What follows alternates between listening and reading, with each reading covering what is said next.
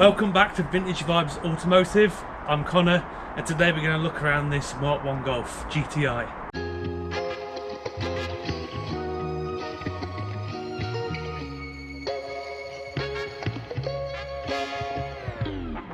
Welcome back to Vintage Vibes Autos. So we're back again with another Mark 1 video.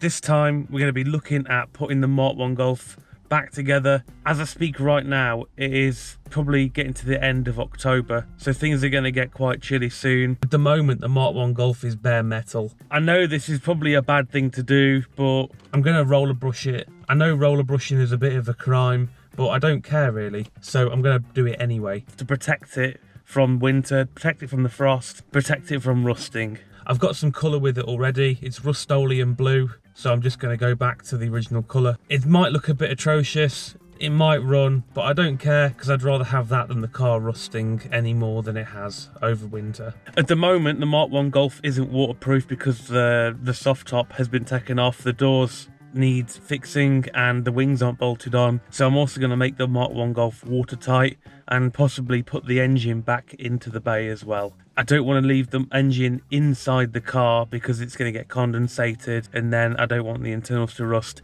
If the engine's good, I would like to save it.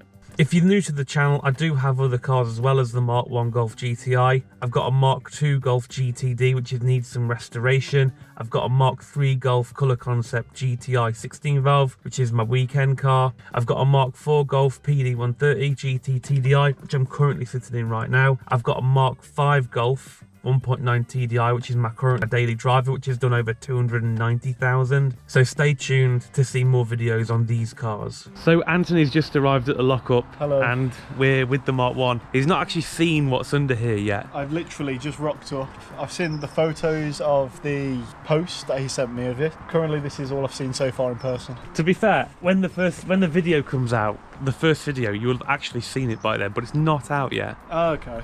Ready? Go on then. It's blue and black so far. Oh, there's no doors. There's no roof. That door's at home. What do you think of this? It's got character. I mean, That's one way to put it. yeah, it's you get what you pay for, I guess. Well, in my case, nothing, because it Yeah. was free. I mean, it's gonna be a hell of a job. Yeah, man. Cool. It is sick though. I actually really like it. What year is it? It's E-Reg, so I don't know what that means. 1987. It's 10 years older than me. You're doing better than it, to be fair. I don't know about that. You're holding up better. I'm sure this car doesn't have nicotine withdrawals. It's got cool in it. It's got no dash, nothing. Yeah. Wait, let's take that cover off and we'll continue. Right, so the cover's off now and Anthony's having a little rummage. What engine is it again? That is a 20 valve turbo. Well, currently no turbo. A 1.82? yeah. Without the T. Hell yeah. Okay. Have you got everything for the engine? I don't have much for the engine, no. Right, okay. I do have the engine loom and I do have the engine. Don't you just wish you kept your Blue Mark 3 where you did the 1.8 engine swap into it? The thing is, you've got the Mark 2. Yeah, I do. So what takes priority here? The Mark II is still taking priority because the Mark 1 has a big problem. It's not rusty, but it doesn't have a wiring loom. The Mark 1 doesn't have interior loom, engine loom. It doesn't have any of that. I've only got a Mark 4 engine loom to go with it. Today we're going to paint it really, so all this bare metal doesn't end up rusting over winter. So that'll be quite fun. Well, why not just cover it in oil? Like a PD. Yeah, exactly. Like a true VW. What's it like underneath, by the way? Really good. Really? For Yeah. Cornwall, you know, by the sea? There's no like real rot. There's a couple patches I need to put on the floor pan. That's nothing major. What we're going to do now is we are going to roller brush it, which is a war crime really. We. Now watch this time lapse. Okay, first things first, before I start laying down this amazing paint job that I'm about to unleash, I've got to start taking bits off like the wings and the bumper and whatever else I can find. As I mentioned in the previous video, around the window there is some surface rust, so I'm just going to start sanding that down to get some of the surface rust off and treat it. I've not shown you all of this in the video because you don't want to watch a boring time lapse of me sanding a bit of metal down. Look at me go, I'm laying down the landlord special with the brush, painting over any bits of crap, just getting in there with the magnolia. It's going to look good as new, it's going to look proper good. If this was a 2-bedroom terraced house, I could charge at least £1,000 a month for this bad boy. And before anyone moans, I did clean the surface for any contaminants and dust. I'll say it and I'll say it again, this is just a temporary precaution for winter, okay? Look at me go, there's a Mark 1 enthusiast absolutely sobbing and shouting right now. What are you doing? That's a classic. That's gonna be at least £15,000. If it was mint, yeah, but it's been roller brushed before, it'll be roller brushed again. And I can't stress how temporary this is gonna be. Maybe it won't be next summer, maybe it won't be summer after, but it will be done. Once the car's up and running, it's going to look a lot better. I'm going to do it properly because looking at this paint job, I cannot sleep at night. And as a side note, if any Mark 1 owners don't want to kill me after watching this paint job, I really need some roof latches to attach the soft top roof down. So if you do have any of those and you fancy donating them to me or selling them really cheap, please let me know because I can't seem to find them for my life. I know it's a crime, but it's almost freezing and it's going to save the bodywork for winter. So for a quick update, it's all painted. I hate the way it looks. It really bugs me. But now it's protected for winter. I've left the bonnet black because it's already painted, and I've left this wing sanded because it's not going to get rusty because it's still already painted. Inside it's still black because it's already painted, so it doesn't matter. And that door is now painted. I could have spat the paint on better. It's truly a crime. It's better than having no metal, but roller brushing is pretty crap. I would never do this again. I've made an absolute mistake. It's got more runs than my pants, and I've got IBS. It's a necessary evil. It's to make it winterproof, not look good. This is going to look really good if I close my eyes. For the people watching, it looks to have been painted with either a roller brush or even a paintbrush anyway, so it doesn't really matter. But well, it's not gonna go on the road like this either. No, it's not going to be going on the road like this. But this still hurts me. I know people are going to give me crap for this, but you know what? I've done it now. I've done it. I wish I could have run that quick. So now the next segment, I'm going to start putting bits back together to make it watertight. This door was a little bit of a pain. We didn't have a lot of bolts for the whole entire car, so I'm having to use a load of my parts that I've got and mishmash bolts to fit.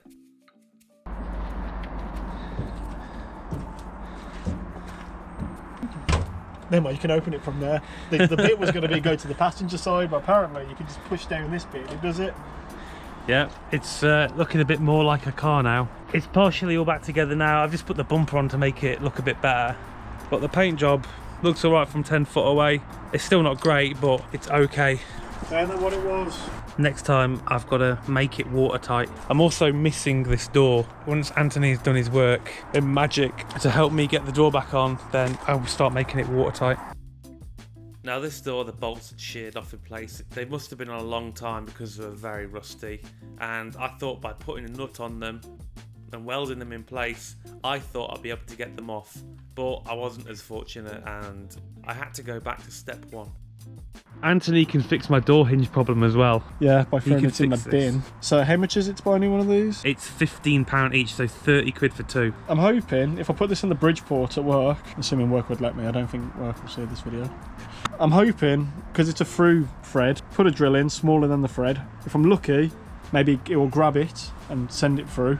If not, I'll have to drill it out. We can either helicoil it, which then we'd have to buy a helicoil kit, which is effort, or what if I just tapped it bigger? Would you need it to be? No, that's fine, you could do that, yeah. Well, yeah, that'll be either the case, then is either drill it through and I just knock it all out and then just re-tap it, or drill it out, drill it bigger. So if it's M8, make it M10. Lovely.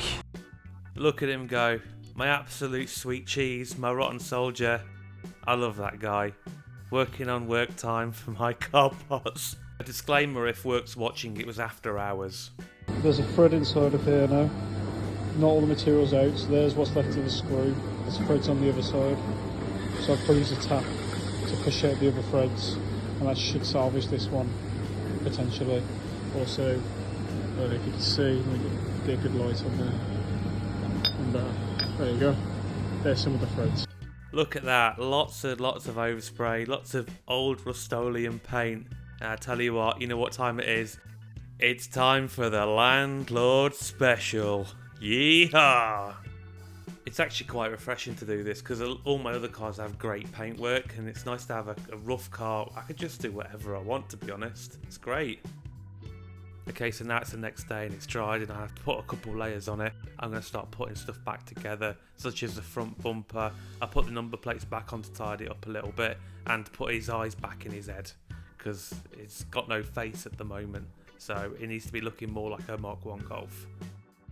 I don't like my lockup to look like a breaker's yard, so I'm putting everything back on externally, just so it looks nice and tidy. Bolting that replica GTI duckbill rear valance back on. The last thing I'm missing from the front, minus the engine internals, is a grille, a GTI grille. So the front of the car is mostly together now. I just need to find a grille. A duckbill splitter to go in place as well. It's starting to look like a car again. The rear bumper didn't need painting because that didn't have any excess paint or overspray on. I am looking at getting some red pinstripe for this to make it look a bit more tidier. It does actually have the chrome pinstripe underneath, but I'm going to do that for next summer. So I've got the chrome inserts that look quite nice and tidy. I think the GTI cabriolets had that on from standard. I found putting the rear backlights an absolute pain because the screws kept falling out into the back of the light, which is an absolute pain. Whoever designed that in Germany, I hate you. I brought a fresh lock set for the car because the car didn't really have any keys to go with it or locks, so I like to make my stuff secure so no one can get in it. The back bumper and the lights have been put in the number plate. It's looking alright. One of the lights is still smoked and one of them I've already cleaned, but I plan on putting them back to standard. Look who it is. There's trouble. What do you want this time? What? What? Wait, what?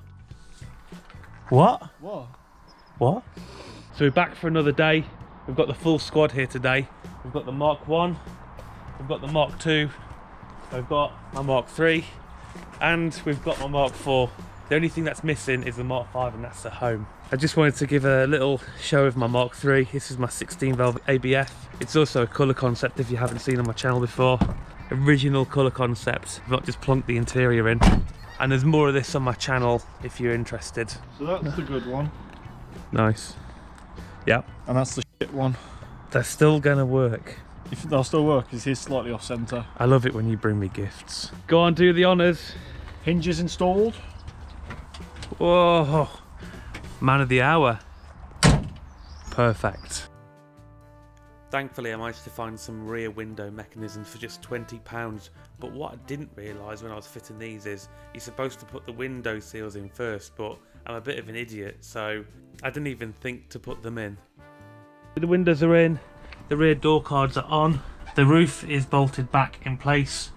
I just need to sort the rear tensioner cable out now and get these bits on. For another update, the roof is now on. I've just got the tensioner cable to do, which is just this bit here, and then it should fit. I left all of this out in the video. I didn't do a time lapse of it just because I didn't know what I was really doing, and I also didn't want to waste your time as a viewer. But yep, it's all back on. You'd waste my time though, wouldn't you?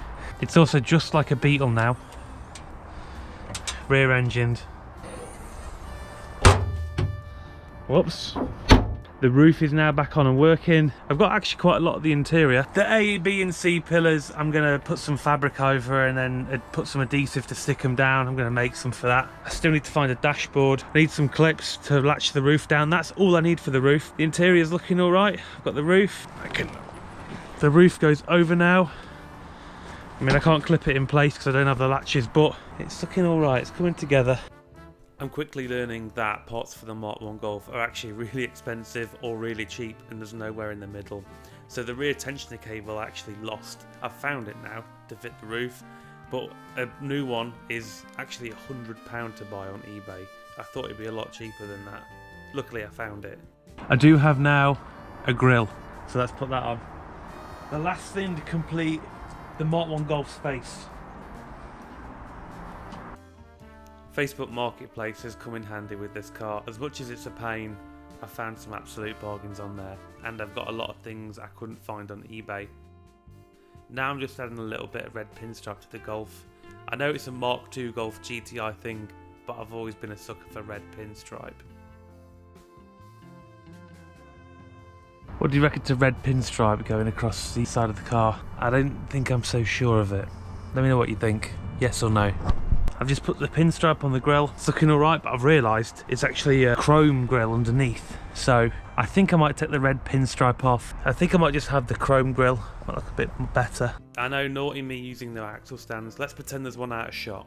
Look at that menacing exhaust over there. Look at that. Goes with the smoke lights. Look at that sticking out. I think it's happy to see me. To finish the look of the outside, I found some mirrors. The driver's side one was missing, but I brought both the drivers and passengers. They were painted in a nice metallic black. The roof now almost fits. It fits on. I've just got to wait for these roof latches to arrive because I don't have any roof latches at the moment. So once I've fitted these, I can leave the car cover off then and just leave it for winter. I don't really like having car covers on. Not that I've got to worry about this car with this car's terrible paintwork, but I still don't want to keep leaving car covers on. And here we have it. The Mark 1 Golf externally is complete anyway, with the grills, the bumpers, the exhaust. The roof is now fitted. There's a lot of the interior back in. The seats are back in parcel shelf. The engine's in the back, unfortunately. That'll be for another video. There's some stuff I've done behind the scenes, like fitting all this trim, all of this trim. There's still bits I need to do, but I'm not going to bore you with that. The next episode, I assume, will be fitting a dash, fitting the electronics, or fitting the engine. It depends what I get to first. It's looking quite tidy now. It might not be perfect, but it's a free Mark 1 Golf GTI Cabriolet. You know, I can't complain at that. It's all ready for winter. There's little bits I'm going to sort, like getting the brake booster back on. I might leave that for the next video. At the moment, it's not going anywhere. I got this car on the 7th of October, and after that, it sat on the trailer for a week because I couldn't get it off alone. What I then needed to do was to get it watertight before the clocks changed, which would mean it would start getting dark about 4 PM, which would leave me no time to do it after work. So on the 19th of October, I started painting it, and by the 26th, I was done. So this has been all done over 7 days, doing it after work and on Saturdays and Sundays to get it watertight for winter. Well, I guess that was supposed to be the end, but to be fair, I got bored. I took the black off the chrome grille, and then I thought, you know what, it would look nice with some nice wheels on instead of rusty steel wheels. So here we are. Now I'm going to leave you some royalty-free music because YouTube will absolutely destroy my bumhole if I play any other thing apart from royalty-free music.